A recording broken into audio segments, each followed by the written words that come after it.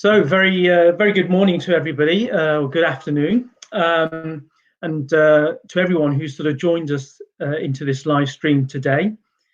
So this event is streaming live, and it's live simultaneously across our Facebook, LinkedIn, and our YouTube channels. So my name is Tarzan Shoka, and I'll be your host for this event. Right, so today we're hosting episode 4 of the series called Business Beyond the Curve. This forms an integral part of our Resilient Lincolnshire project, which was conceptualized in partnership with the Centre of Resilience. Business Beyond the Curve is a set of conversations with key figures and voices in Greater Lincolnshire. And as we go through the session, please do keep your comments and questions sort of coming through as we get an opportunity to sort of pick some of them up in our sort of Q&A potentially at the end there. So the topic for today then is we've selected this episode is digital engagement and digital capabilities, the next normal. So I'd just like to introduce to our panel. And we have Chang Ge, who is the lecturer in Department of Marketing, Tourism and Languages and our Business School Digital Lead. We have Ben Hill, who is the Global Head of Sales and Projects at Siemens Industrial Turbo Machinery Limited.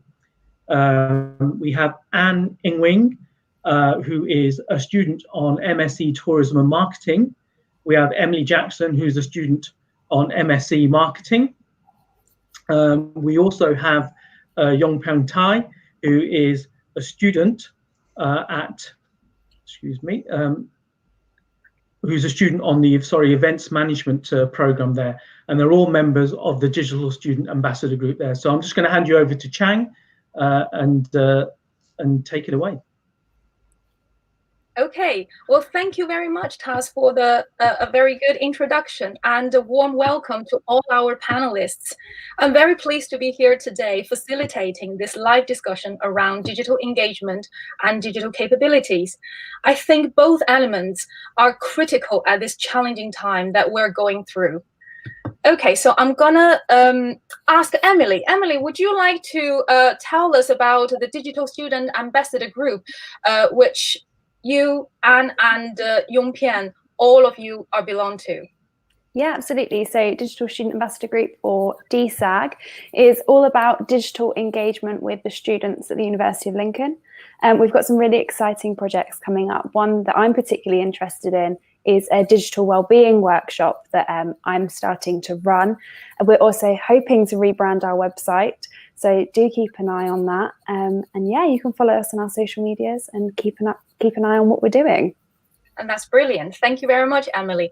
Hi, Ben. Really great to have you here joining us with our students. Would you like to introduce yourself a little bit before we move on? Absolutely, yeah. And thank you very much for the invite as well, Chang. Yeah, my name is Ben Hill. I'm responsible for sales and project execution at Siemens here in Lincoln, where we make and service low emission gas turbines for the oil and gas and industrial sector. Excellent. And Yongpyeong and Anne, would you like to say hello to our audience? Hi, nice to meet you. I'm Yongpyeong Tai from MSc Event Management, and now I'm in Lincoln. Hi, everyone. So my name is Anne, and I'm from Vietnam. Yes, I'm still been in Lincoln. Okay, right. So what I'm going to do now is to share my screen with you and with our audience. So please just bear with me for a second, and do let me know whether you can see the screen.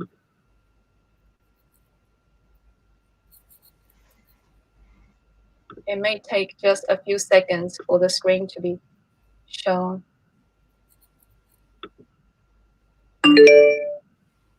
Right. Can you see the screen, everyone? Yeah, I can see that, Chang. Okay, that's brilliant. That's lovely. Okay, so today our topic is about digital engagement, digital capabilities, and how to be ready for the next normal. So we all know that COVID-19 has provoked a very strong wave of change and disruption. We're now more than ever digitally connected in industry, in services, in businesses, in education. We will draw from our reflection through the threads suggested by the title, and we will compare how people from both organizations share similar or perhaps also different experiences in embracing the changes to remain agile. And indeed, in the face of the next normal, which we will have to shape and be part of, we will examine what we could do to prepare ourselves beyond the curve. So Ben, working in a world-leading industry in your business, what is your view about business beyond the curve? Yeah, thank you. Yeah, well, Siemens as an organisation has invested heavily in digitalisation over recent years to help with business performance, employee and customer satisfaction in an increasingly disruptive times. What we actually see over recent weeks is that since the outbreak of COVID-19 in the UK and globally, it's accelerating the implementation of digital tools and to help us as an organisation with business continuity for us and our customers. And I think it's very exciting because almost certainly there'll be no going back to how it was. And we're starting to learn new ways of working, and this almost certainly will probably become the new norm. Excellent. Thank you very much, Ben. And I think for our students, would you like to share your experience and then your actually view towards what is your study, what is your career planning beyond the curve? Because that's the business that you are involved in now, isn't it? Yes, I think to some extent, this pandemic has provided many opportunities for us to develop digital skills. We get more access to online learning resources such as the masterclass and HubSpot. This can generate more transferable skills and make this curve grow rather rapidly. I have also launched my small business of teaching English to Chinese people remotely during this time. Oh, wow, Young Pian, that's amazing. You managed to start a small business during this time. I do think that's incredible, but it is challenging at the same time. In terms of job opportunities, I know a lot of businesses have actually closed a lot of their job opportunities that they had available. But I do think there is the opportunity there to start working from home, and a lot of companies are bringing that as a capability for us. So as an international student ambassador, I think that the university has a big challenge when it's really hard for them to just international students for the next semester. However, some other university has launched their online course to inspire other students over the world. Absolutely. And I think although we can't really see what exactly the future unfolds for us, we are definitely should be getting ourselves ready for the new challenges. Thank you very much. Right, okay, Ben, sorry. Working in a world-leading company in Siemens as a global director for the sales and the projects, I'm sure you have quite a lot of interesting stories that you could bring to our discussion today. And so can you please share a little bit of, your view and your story so far leading your organization and your team from the start of COVID-19? Has it always been smooth for you in terms of the digital reliance and your company's responses to the market changes from where you work? Yeah.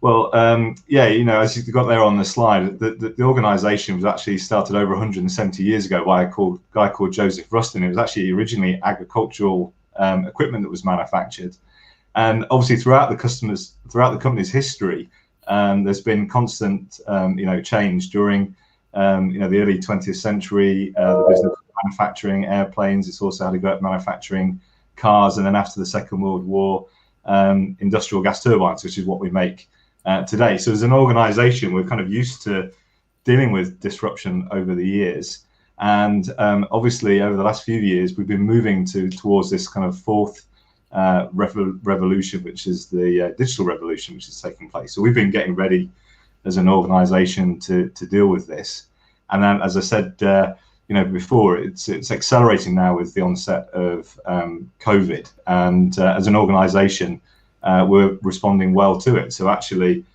since the outbreak in the UK, we've moved several hundred people from an office working environment into a home working environment. and we set off a project team called Innovation in the Face of Adversity, which was around ensuring business continuity during these challenging times for us and our customers around the world. That's amazing.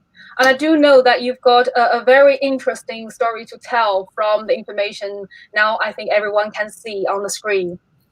Yeah, so here's a couple of examples of technology which has been around for a little bit of time, but hasn't been used in anger, and now it's actually very much part of the way of working since the outbreak of COVID-19. So as an organization, we would be sending our field service engineers all around the world to install gas turbines. Obviously that's no longer possible with the restrictions on movement of people.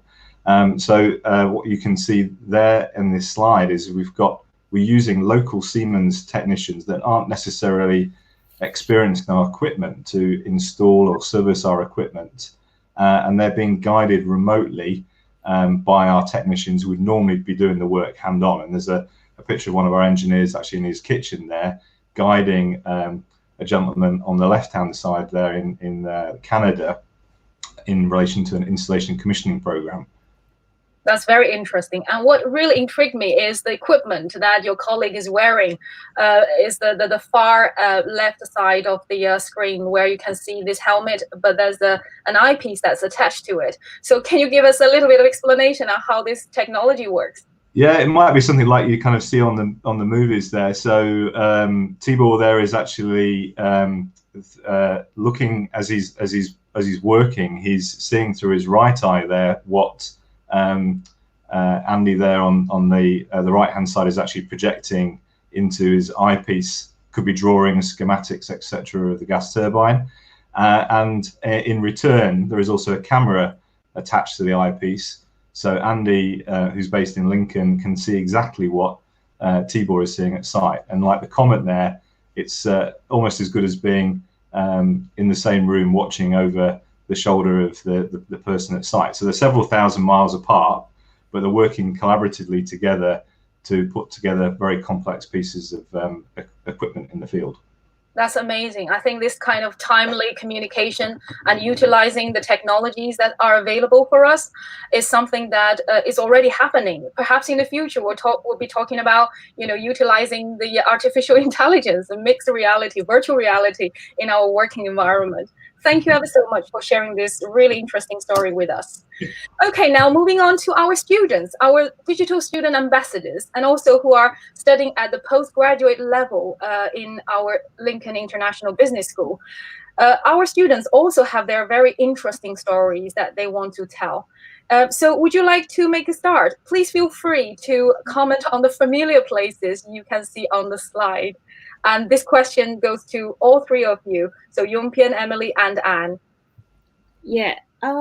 May I start, please? Okay. All our courses and assessment have been moved online, as well as many events have been cancelled or changed to virtual events.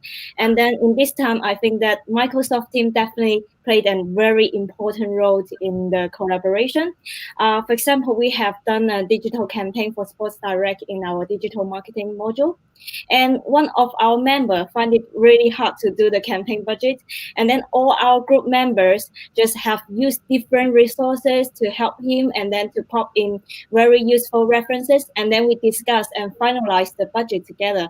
I think this kind of collaboration has encouraged us to share our knowledge with our colleagues and then cultivate the group culture of helping each other, which can also improve our digital engagement massively.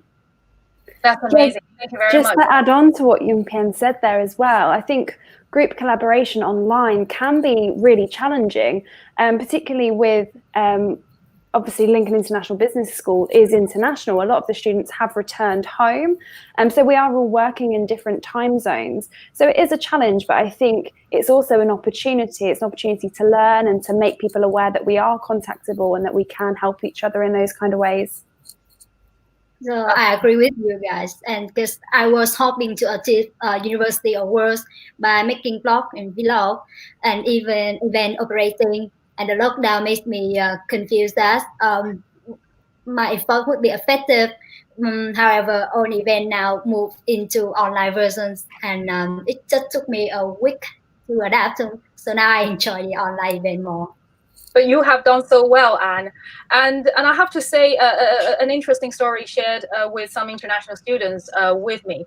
And the last week, a couple of international students got in touch with me after their assessments. And one of the students is called Wei Qi, and she's actually now in China. She told me how challenging the whole journey going back to China, and trying to get connected to still the learning community within University of Lincoln through the online connections, and then trying to catch up with the work that they couldn't possibly do whilst they were traveling. So really, really compelling stories, really touching stories. But I think our students are doing so well in terms of adapting themselves in this really challenging time. So thank you very much for sharing your stories with us. And just a question from me, actually. So is it pretty much kind of like education as normal? Clearly, there's been a bit of kind of new learning, etc. But now, in terms of the way that the the students are learning, is it pretty much as before, but kind of just moved online? Yeah, absolutely. I don't think there's been a change in the quality of the learning at all. All of the lecturers have really taken it in their stride and carried on teaching us as they normally would. And I don't think we've been affected at all. I'm really pleased to hear that, Emily. Yes. And I think that's exactly what we're trying to provide. The learning opportunities are open. The faculty is very adapted, to how we use technology to provide these learning opportunities and making them accessible to our students. And it doesn't matter where they are globally, regionally and nationally, obviously. So I would agree with what Emily says, that yes, we tried our best to make a seamless transition between the face-to-face delivery to the online delivery. And it's not easy. It's definitely, a big challenge for an organization like us, but we've made it, absolutely. Okay, so what I'm sharing here with everyone is that obviously with these 3 digital student ambassadors, they have done some amazing work in the last few weeks during COVID-19 lockdown. And prior to COVID-19, they also have developed many different digital capabilities, different digital skills. So let's just listen to a little bit more stories about them, if that's okay. So Emily, shall we start from you? Yeah, absolutely. I was talking to you earlier about this, actually, Chang. I've decided to create a TikTok account. And whilst a lot of people see that as a little bit of fun and making silly videos, I'm using it as a way to brand myself. So I've got a cheerleading blog. So I've created a cheerleading TikTok account, creating funny videos on there to do with cheerleading and virtual trainings and things like that. And one of my videos has actually received over 70,000 views. So it is a really, really successful platform that a lot of people should utilize. Absolutely. And I think that's really interesting. I'm certainly impressed by how many likes that you've gained from obviously setting up this channel. And I know, as a matter of fact, that you critically evaluated your experience using this new social media platform in your assessment projects. So very good. And Yongpian, you also have done some amazing work in connection with our international groups of students. Do you want to talk about it? Yeah, sure. Yeah, while this COVID-19 time, I have done a live stream to engage with the potential students in China to tell my own authentic story and experience about studying in the UK, and also provide some guidance for them with 2,000 viewers during this lockdown period. And while I also have done a TED Talk to empower women to speak out their own voice in the society. So in this kind of things, I have used storytelling in different digital channels to bring positive influence in the community. And I really embrace every chance to connect with others and serve others with my strength. I think this is a great advantage to engage with the community in the digital world. Absolutely, and that looks amazing. The post that you've made, and I think it looks like a very similar platform, and then there's a lot of robust communication we can see. It looks very busy, I'm sure it was a very engaging experience. Thank you very much. Anne, what about you? I know that obviously you are a new member to the Digital Student Ambassadors Group, but you are very keen, you're very passionate about the digital capabilities. Do you want to share a little bit about your stories? So actually, I'm really busy at this time because I'm keep going with my blog writing, my vlog editing. I also run this like cooking teaching session, and in the end of this month, I use Zoom to do that, and the international office will help me to run this. That's great. And thank you ever so much. I think all of you have demonstrated how actually you can use the technology to remain connected and even have more robust connection than ever before, probably with the lockdown, with the physical social distancing. But online, we still can remain connected, and we still can get in touch with the people that we can share our experience, knowledge, and skills, and also make an impact. Thank you very much. So Ben, does this provide you as a sort of like a small window to see how our students are coping with obviously this challenge during this difficult time? Yeah, no, it's absolutely fantastic. I mean, it's just brilliant to hear, isn't it, that despite this significant disruption, how people are connecting with one another, and actually, as we sort of say, this potentially is the kind of the new norm. Yeah, thank you very much. Right, okay, so let's move on to our next part of the discussion. So what I'd like to introduce you here is a 3-horizon framework. It is originally from McKinsey's 3-horizon of growth model, and it was focusing on the business growth and innovation. This strategy framework requires that business goals can be categorized into 3 different horizons. So in today's discussion, we actually could adopt this framework to expand how we perceive our future. What can we do to adapt from business as usual to the new normal, or perhaps we can call it the smart normal? There is clearly no script that we can access at the moment that is written for us about our future.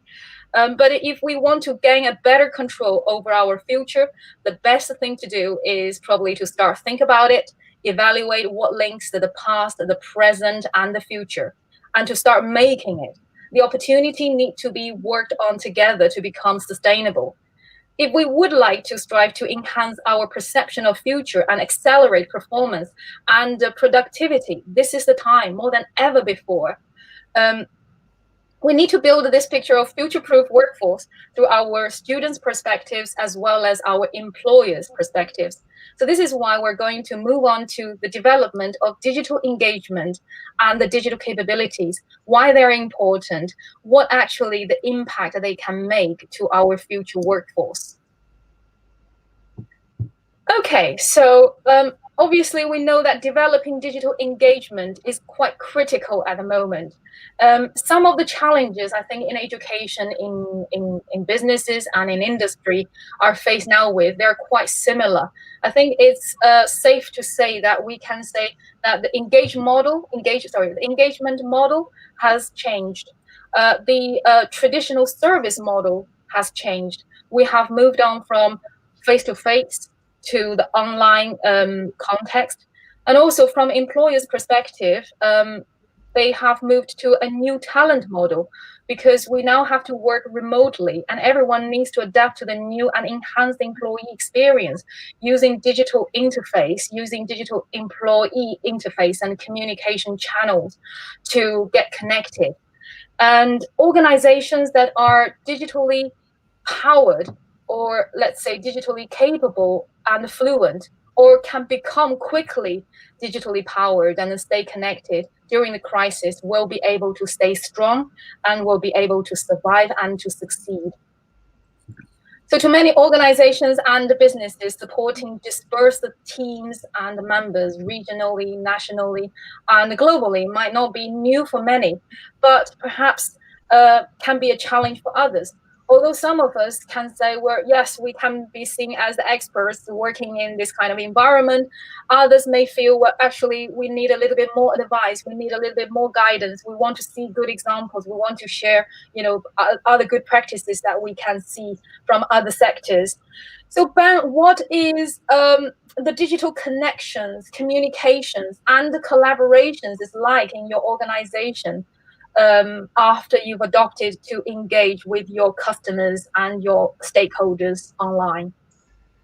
Yeah, well, it's extremely important. Times were disruptive in our market prior to COVID, and without doubt, it continues to be disruptive. So the ability to connect with our global workforce, there's something like 350,000 people throughout the whole Siemens organization around the world. So it's extremely important that we communicate with one another.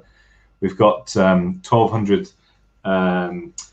turbines located throughout the world, and many customers. So it's very important that we engage with them, and we can see that we're moving rapidly towards connecting better, with our customers as we move from kind of a customer supplier type relationship to partner type relationship. So relying on excellent communication, be able to respond quickly and flexibly is extremely important to us as an organization, and digital tools enable us to achieve that. That's great, and thank you. And I think that the common theme that we picked from your sharing of your experience is the collaboration and this kind of partnership. And I'm sure our students will have their sort of perspective elaborating on these themes that you've just mentioned. Does anybody want to share your views as the future-proof digital workforce you would like to share with our audience? Yeah, I think just staying connected with the people who you would ordinarily be connected to is really important. So earlier on, I did mention that I do cheerleading. I'm part of the cheerleading society at the university. And whilst we can't do our sport in the traditional sense, they're setting JETS challenges every day. So we do a fitness challenge every single day to make sure that we are maintaining our fitness levels, carrying on with our sport, albeit virtually. That's great. It sounds a very interesting channel that you've got there, Emily. And Yongpian, you mentioned earlier about learning opportunities that's open up for you. So in terms of this kind of digital learning engagement, can you tell us what platforms have you used? Yeah, I have used Masterclass, and then HubSpot, and then LinkedIn Learning, as well as other. Every day I watch one of the TED Talk to enrich my knowledge. And I think the general and specific guidance across different communication channels in this digital engagement is especially important. For example, as Ben has mentioned before, they give technology guidance remotely globally. And then also Emily has mentioned that she used the TikTok to have a cheerleading account to express this kind of knowledge. And then Anne has used a blog post to introduce the studying abroad life. I think this kind of different communication channels can massively improve our digital engagement. Yeah, totally. And thank you. And I know that you mentioned to me at one time about online virtual tools, how you deal with the subject, because you study tourism. So can you tell us how you actually digitally engage with some of these cultural activities and tourist destinations? Yes, because the tourism industry has a difficult time right now. But now people can stay at home and experience masterpieces over the world with virtual tours, such as the British Museum in London, Van Gogh Museum in Amsterdam, Musée d'Orsay in Paris, and so on. They can even watch some most popular opera shows on YouTube in limited time. And it can indicate that coronavirus cannot prevent marketers from creating innovative marketing ideas. Absolutely, and actually, that reminds me of my experience of having this virtual tour in around the Museum of Louvre, as well as revisiting one of my favorite places, the Palace Museum in Beijing. So all of these places, in the past, we have to kind of physically get connected and physically visit, but now everything is open for us. Great learning opportunity, great digital engagement strategies, and actually actions have taken place from all sorts of directions. And thank you very much for sharing this. Right, okay, so before we, because in this conversation, we will probably make our audience realize that we're shifting our perspectives in between the present, the past, and the future. So before we shift our perspectives to the third horizon, which is the new normal, the transformation has already taken place before COVID-19, and of course, with the lockdown and the social distancing, lots of our day-to-day activities with regards to learning, working, have been augmented to the online activities. I guess we all have noticed the changes, how we have demonstrated our digital capabilities in the last 7+ weeks.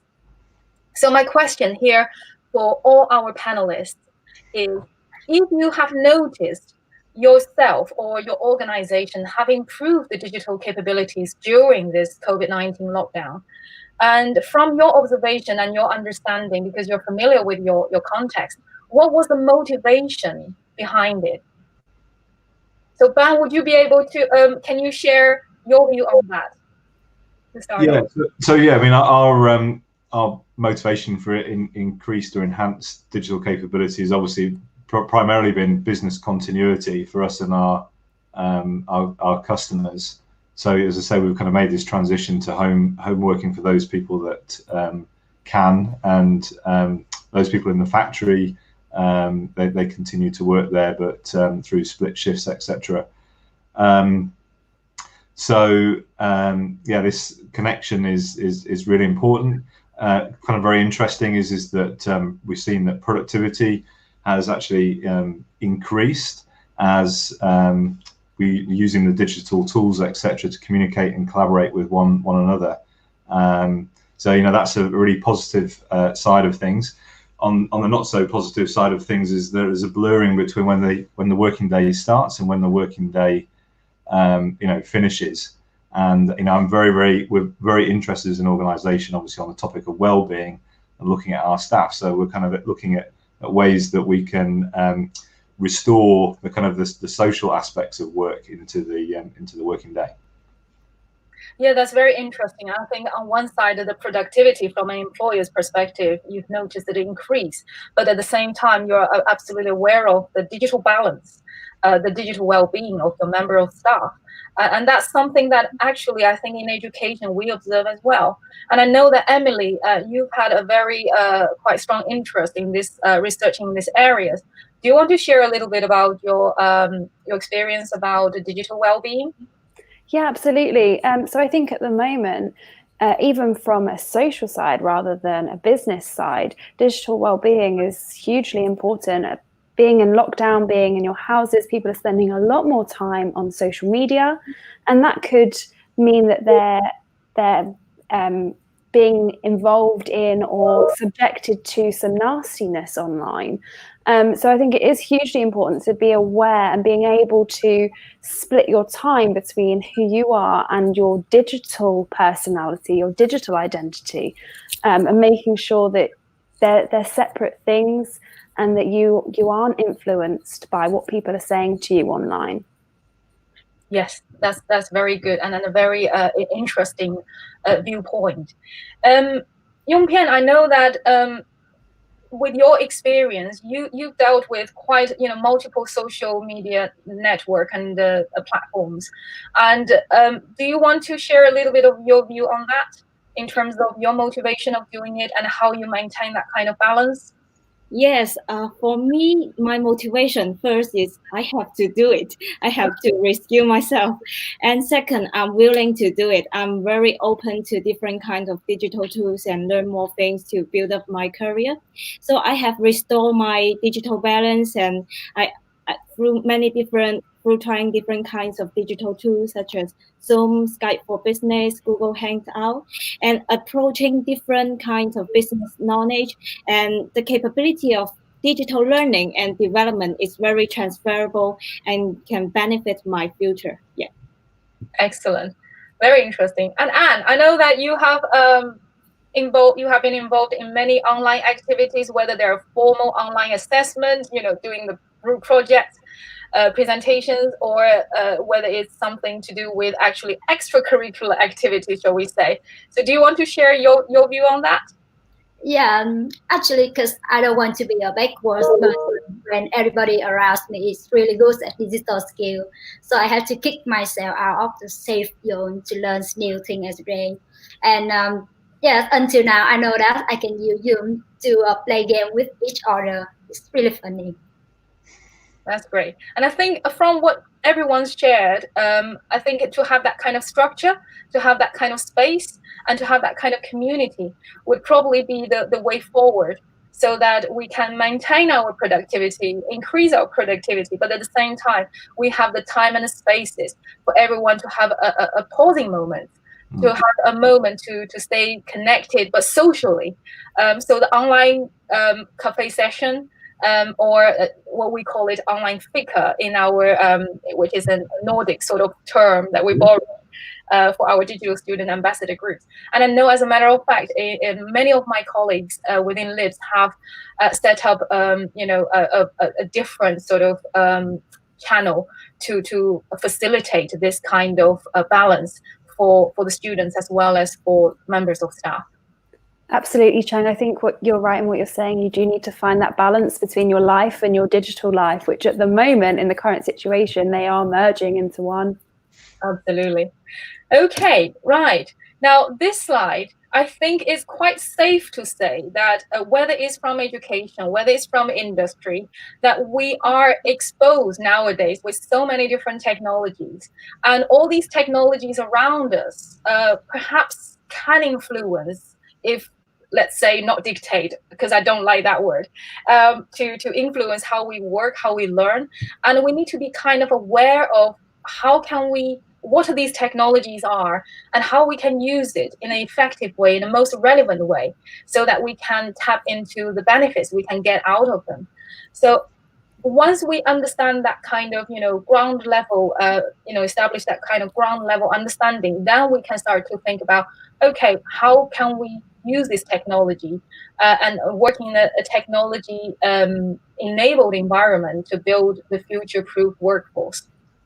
So, Ben, I think you would have probably agree with me that as an employer, I work for University of Lincoln, which is a public higher education institution. We have a very important role to play in supporting and providing skills development opportunities to our students. And you probably share the same view with me on that. Yeah, no, absolutely. Yeah. Yeah, because I know that, for example, your organization, you have this apprenticeship scheme, and can you? And I know that you mentioned that you are involved in this kind of recruitment process when you're hiring the apprentice for your organization. So, can you share a little bit of your view from an employer's sort of perspective when you build your future-proof workforce? When you recruit new members of staff, what do you actually see the technology, their understanding of digital capabilities in relation to the roles that you want them to take, the responsibilities you want them to take? Yeah, no, I think that's a really good question. I think from an employer's perspective, we have a very high expectation that new people coming into the organisation, particularly people from the apprenticeship scheme or interns or graduates, etc., have a high level of digital knowledge, and so that's kind of like a baseline, expectation that we have. We're also looking for skills that are what I would call kind of soft skills, which actually I believe are developed through the use of and training around the digital area, which is around problem solving, critical thinking, collaboration, flexibility, negotiation. These are skills that are developed as part of digital learning, but they're enhanced when our apprenticeships and our graduates are applying for positions. Those skills are the ones that we're really looking for from an employer's perspective, because they're the ones that are transferable, and whatever disruptive nature the world as we move forward in the world, those kind of skills are the ones that are going to be able to adapt and help the business continue. That's great, and it's such a valuable view that you brought to our discussion. And I think from the employer's perspective, what you've just said helps our students to understand what actually the employer's expectation is, and what they can prepare themselves for to actually be able to take that kind of role and responsibility moving into their employment. Now, our DSAG students, digital student ambassadors, what is your view about being part of, actually, you are the future workforce? Do you feel that, from your current study, from your current experience, and with your mindset that's already open, into the future, do you feel that developing these kind of, understanding about working around the technology, understanding about technology, will actually play an important role in your own sort of career path? Yeah, absolutely. I think my generation in particular, we're known as the digital natives. We've been brought up with it. We know how to use different platforms and all of this kind of thing. But I also think you need to be aware that we also have to have that learning process. We don't come in knowing how to use particular programs. We still have to learn. And I think there's no shame in not knowing how to do something. And there's plenty of opportunities to learn. So there's YouTube, they can take you step-by-step guides on there. There's LinkedIn Learning, or even just asking your tutors or your potential employers, asking what the skills they want and figuring out which ones you don't have. That's great. And thank you. And I know that Anne and Yongkian, both of you have demonstrated some wonderful digital marketing skills on the module that you have studied this year. And how do you see this kind of skills in relation to your future career? Yes, absolutely. I think that during this digital marketing module, I have built up my working portfolio to make myself more, to build up my own branding. And then when I apply for job, I can show them, this is my work. This is the work that I have done before, and this is my skills. And I think this period is very important and such a great chance for us to build up our skills. And it is very interesting to hear from Ben that what the employers want the skills from the students, and then I think I can improve my skills and figure it out after this panel session. Yeah. Excellent. But I was going to say, it's like it's a two-way street there, because I'm really interested in what you guys are looking for from an employer, because actually, I'm a firm believer that actually, the world is your oyster, right? You don't need to live in the same location that you work anymore. Actually, your opportunities are literally, endless. So actually, part of the challenge is going to be for employers like, Siemens and other organizations, in terms of attracting the best staff. It's really a lot of it's going to be up to you guys to choose which organization that you want, and we've got to really work hard to encourage the best talent. So what are you guys looking for in an employer? So I think, sorry, you guys go ahead first. So yes, as Ben told before, that I think that we have to improve our digital capability as well as multicultural networking, because we work in the global markets, as well as the ideally workplace is a place that everybody can develop together, because everybody has the different personality. We all have the strength and the weakness, but if we want to achieve the good results, I think that we have to accept the difference, and we have to learn from each other. and that's in the way of the teamwork work in the global market. Great, thank you, Anne. Emily, do you want to comment on that? Yeah, of course. I think in terms of what I'm looking for in an employer is ensuring that my visions align with the company visions, and also knowing how they responded to the current situation, how they treated their staff in this current situation is really important and something I'll definitely be looking into before I apply for any jobs. That's great. Ben, are you okay with these answers students provided? Yeah, no, absolutely, great. Yeah, I think the conclusion that we can make is, yes, we're aware of these technologies, and it doesn't matter from the students' perspectives or the employer's perspective. And we know that, technology opens up the potential, but the most important thing is our understanding, and also, we're aware of the opportunities there, but how we can actually tap into these resources to make our learning experience interesting, engaging, making our, career development very exciting. So technologies is just on one side, one factor. But what is more important is, I think, how we want to use the technology to make connections. So it's, again, the human factor that's standing behind it. Okay, that's great. Thank you very much for sharing your views. Now, we know that in different working contexts, from the stories you've shared, the views you've shared so far, we could argue that digital capabilities in different contexts may mean different things. However, the most important, the most in-demand, transferable skills in relation to the digital capabilities can be summarized as this diagram suggests, and it's a digital capability framework that just researched on and proposed in 2018. So, Ben, in your organization, what general specific sort of digital capabilities you will be looking for to develop the current workforce? Would you like to comment on that? Yeah. So, well, interesting enough, what I would say that in a lot of areas, actually, it's about simplification.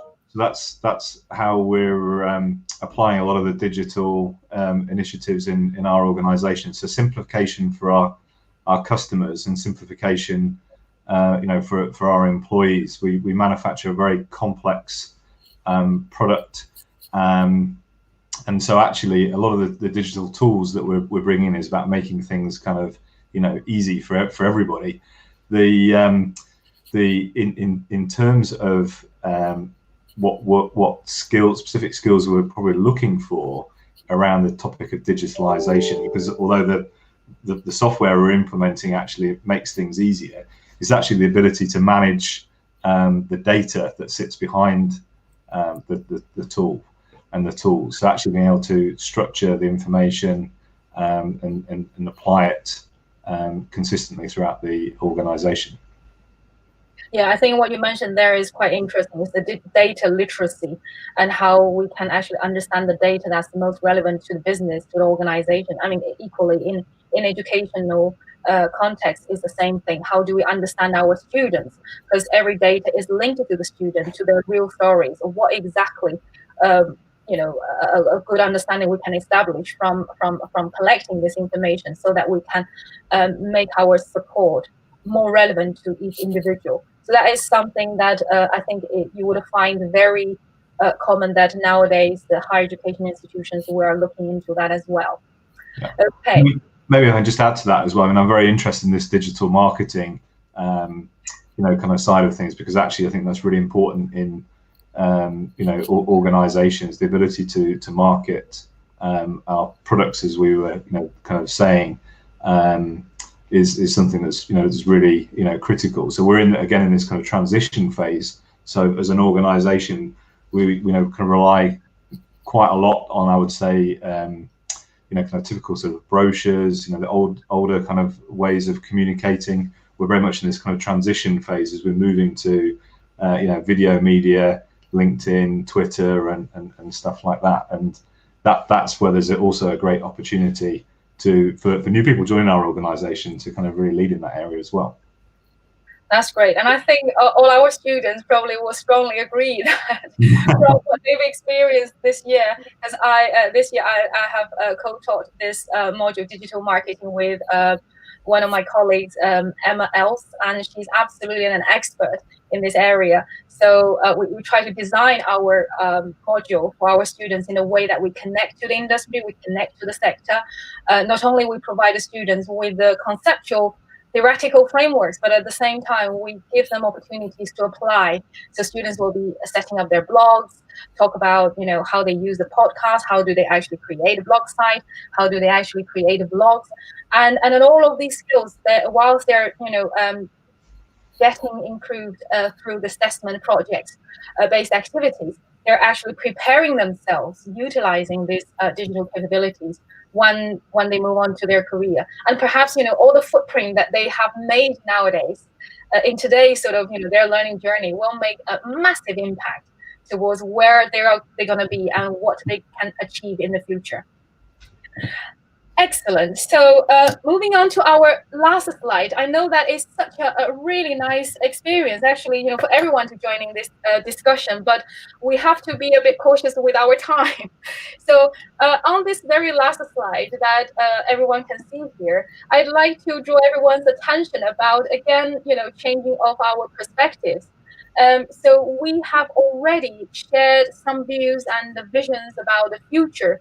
And I'd like to take all our panelists towards the future as if we were now standing already beyond the curve. Now, looking backcasting from the future, would you be able, each one of you, to create a vision history for us and for our audience? And then make a suggestion and to summarize, what's your view about digital capabilities, digital engagement in relation to how we work and what do we do about it to prepare ourselves for the future. Ben, shall we start from you?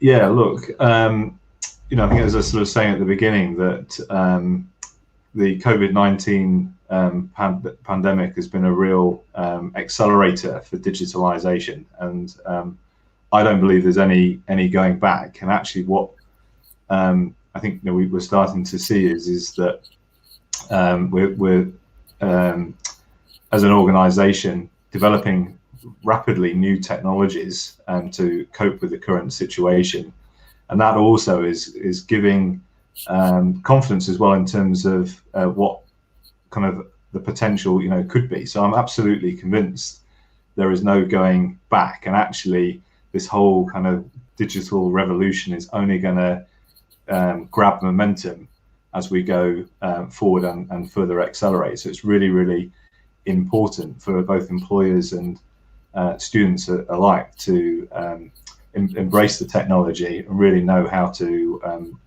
manage it and apply it in the workplace. That's great, thank you. And moving on to our digital students ambassadors, who would like to summarize your view first?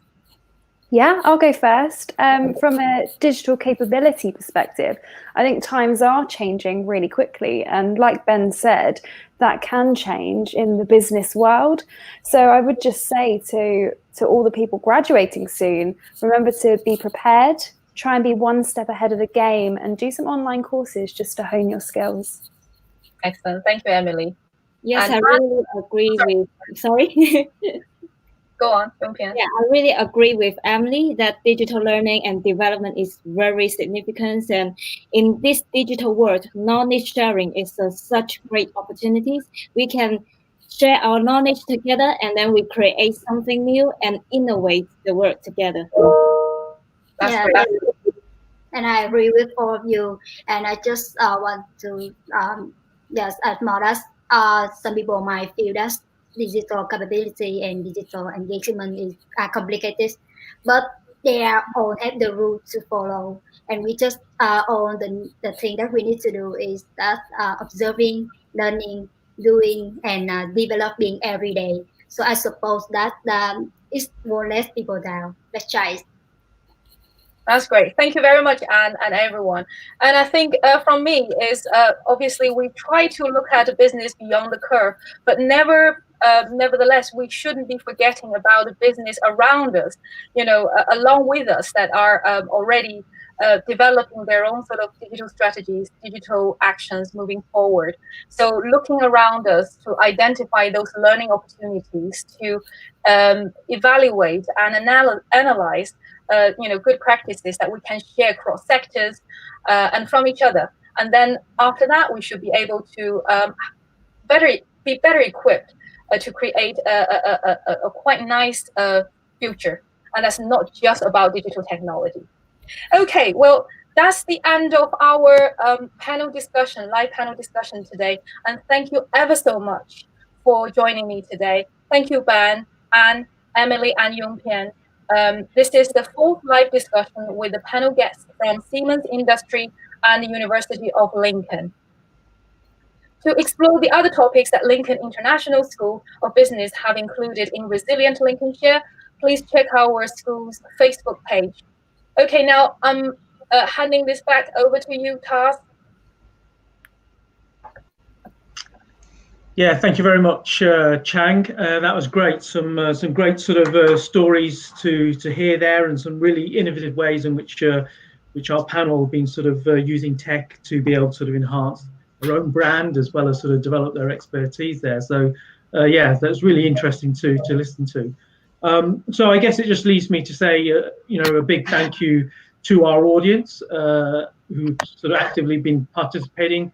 I know they've been sort of posting quite a few questions, so maybe we can sort of get to some of those questions post the webinar itself, and sort of the panel that can maybe respond to those individually there.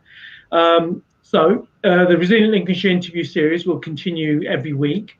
So just before we sort of close the session today, I just want to be able to sort of let you know what the next opportunity is in terms of our series. So on Thursday, this Thursday the 14th at 9:30, please be part of our sort of Business Beyond the Curve, the Shaper Sport, a 360-degree view, where we have quite an exciting panel of sort of Rory Underwood, ex-England rugby player and performance consultant, and Liam Scully, who's CEO of Lincoln City Football Club, to mention a couple of others. So please join us on Thursday for that. Do also like us on Facebook, LinkedIn, and Twitter, where you can sort of receive regular notifications of us of upcoming webinars. And yeah, see you soon. And until then, from the Libs and the Centre of Resilience, stay safe and take care. Thank you. Bye-bye. Thank Bye-bye. you. Bye. Bye.